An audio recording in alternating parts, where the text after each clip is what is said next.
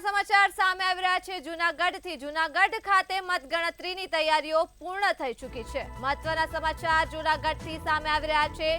મતગણતરીઓની તમામ તૈયારીઓ પૂર્ણ થઈ ચૂકી છે તો મતગણતરી કેન્દ્ર પર પોલીસનો ચુસ્ત બંદોબસ્ત પણ ગોઠવી દેવામાં આવ્યો છે। જૂનાગઢની વાત કરીએ તો જૂનાગઢ ખાતે મતગણતરીની તમામ તૈયારીઓ પૂર્ણ થઈ ચૂકી છે। આ સાથે જ મતગણતરી કેન્દ્ર પર ચુસ્ત પોલીસ બંદોબસ્ત પણ ગોઠવી દેવામાં આવ્યો છે।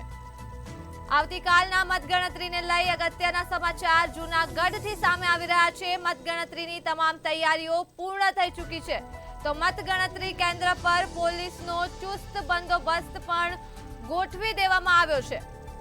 તો જૂનાગઢ બેઠકની લઈ મહત્વની સમાચાર સામે આવી રહ્યા છે। મતગણતરીની તમામ તૈયારીઓ પૂર્ણ થઈ ચૂકી છે। આ સાથે જ મતગણતરી કેન્દ્ર પર ચુસ્ત પોલીસ બંદોબસ્ત પણ ગોઠવવામાં આવ્યો છે। તો જૂનાગઢથી સમાચાર પ્રકાશમાં આવી રહ્યા છે। જૂનાગઢ ખાતે મતગણતરીની તમામ તૈયારીઓ પૂર્ણ થઈ ચૂકી છે તો આ સાથે જ મતગણતરી કેન્દ્ર પર પોલીસનો ચુસ્ત બંદોબસ્ત પણ ગોઠવવામાં આવ્યો છે। ભાજપથી રાજેશ ચુડાસમા તો કોંગ્રેસથી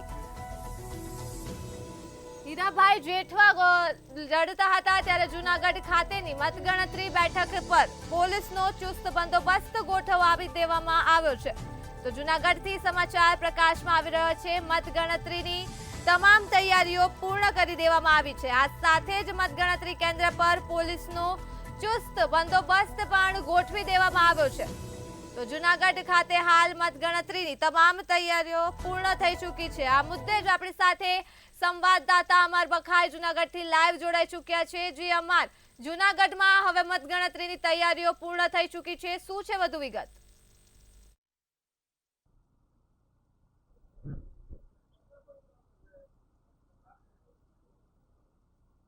જી ચોક્કસ કે જે રીતે આવતીકાલે લોકસભા ચૂંટણીનું જે મત ગણતરી છે તે થવા જઈ રહ્યું છે અને જૂનાગઢ લોકસભા બેઠક જે 13 જૂનાગઢ લોકસભા બેઠકની અંદર જે 7 વિધાનસભા બેઠકનો સમાવેશ છે અને તેની મત ગણતરી છે તે જૂનાગઢનું જે કૃષિ યુનિવર્સિટી છે ત્યાં યોજવામાં આવશે અને હાલ જે સ્ટાફ છે તે પણ હાલ ફરજ પર આવી રહ્યો છે। જે પૂર્વ તૈયારીઓ છે તે કરવામાં આવી રહી છે અને તૈયારીઓને આખરી ઓપ છે તે આપવામાં આવી રહ્યો છે। ખાસ કરીને આપ જોઈ શકો છો કે આ જે કૃષિ યુનિવર્સિટીનો જે એન્જિનિયરિંગ વિભાગ છે ત્યાં આવતીકાલે આ મત ગણતરી છે તે થવાની છે।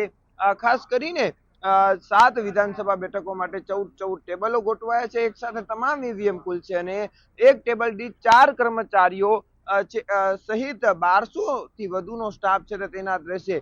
પોસ્ટલ બેલેટ માટે 30 ટેબલોની પણ વ્યવસ્થા કરવામાં આવી છે। બીજી તરફ વિધાનસભા વાઇઝ કેટલા રાઉન્ડમાં જે મતગણતરી યોજાશે તેની વાત કરવામાં આવે તો જૂનાગઢ વિધાનસભાના છે તે 21 રાઉન્ડ છે, વિસાવદર એમના 21 રાઉન્ડ, માંગરોળના 17, સોમનાથના 19, તાલાળાના 19, કોડીનારના 18 અને ઉનાના 20 રાઉન્ડ, આમ 135 રાઉન્ડમાં છે તે મત ગણતરી આવતીકાલે થવાની છે અને જેને લઈને તમામ તૈયારીઓ છે તે કરવામાં આવી રહી છે। તૈયારીઓને આખરી ઓપ છે તે આપવામાં આવી રહ્યો છે। સીસીટીવી કેમેરાથી હાલ મોનિટરિંગ છે તે આખું જે ઈવીએમ સેન્ટર છે તેને કરવામાં આવી રહ્યું છે અને આવતીકાલે જે ઉમેદવારો છે તમામ પક્ષના તેનું ભાવિ આવતીકાલે ખુલશે અને જેને લઈને લોકોમાં પણ એક ઉત્સાહ છે અને લોકો પણ આવતીકાલ વહેલી સવારથી 7 કલાકથી જ આ જે કૃષિ યુનિવર્સિટીનું જ્યાં જે મતગણતરી થવાની છે ત્યાં મોટી સંખ્યામાં લોકોને સમર્થકો પણ ઉમટી પડશે, જેને લઈને તમામ જગ્યાએ પોલીસ બંદોબસ્ત, બેરિકેડ સહિત તમામ સુવિધાઓ છે તે ઉપલબ્ધ કરવામાં આવી છે। ખાસ કરીને 1200 થી વધુનો જે સ્ટાફ છે તે અહીં તૈનાત રહેશે અને હાલ જે તમામ તૈયારીઓને છે તે આખરી ઓપ છે તે આપવામાં આવી રહ્યું છે। જી અમર, સમગ્ર માહિતી બદલ આભાર। તો સમાચાર સામે આવી રહ્યા છે જૂનાગઢથી। જૂનાગઢમાં મતગણતરીની તમામ તૈયારીઓ પૂર્ણ થઈ ચૂકી છે। આ સાથે જ મતગણતરી કેન્દ્ર પર પોલીસનો ચુસ્ત બંદોબસ્ત ગોઠવી દેવામાં આવ્યો છે।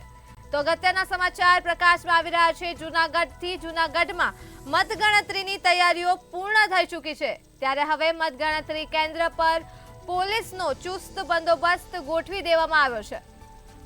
તો સમાચાર સામે આવી રહ્યા છે જૂનાગઢથી। જૂનાગઢ ખાતે આવતીકાલના મતગણતરીની તૈયારીઓ પૂર્ણ થઈ ચૂકી છે। આ સાથે જ મતગણતરી કેન્દ્ર પર પોલીસનો ચુસ્ત બંદોબસ્ત પણ ગોઠવી દેવામાં આવ્યો છે। તો જૂનાગઢથી સામે આવી રહી છે માહિતી. જૂનાગઢમાં આવતીકાલની મતગણતરીની તૈયારીઓ હવે પૂર્ણ થઈ ચૂકી છે અને આ સાથે જ જૂનાગઢ ખાતે મતગણતરી કેન્દ્ર પર ચુસ્ત પોલીસ બંદોબસ્ત પણ ગોઠવી દેવાયો છે. તો પોલીસના ચુસ્ત બંદોબસ્ત વચ્ચે મતગણતરી કેન્દ્ર પર હાલ તમામ તૈયારીઓ પૂર્ણ થઈ ચૂકી છે. જૂનાગઢથી માહિતી પ્રકાશમાં આવી રહી છે. મતગણતરીની તમામ તૈયારીઓ પૂર્ણ થઈ ચૂકી છે. આ સાથે જ મતગણતરી કેન્દ્ર પર પોલીસનો ચુસ્ત બંદોબસ્ત પણ ગોઠવાયો છે.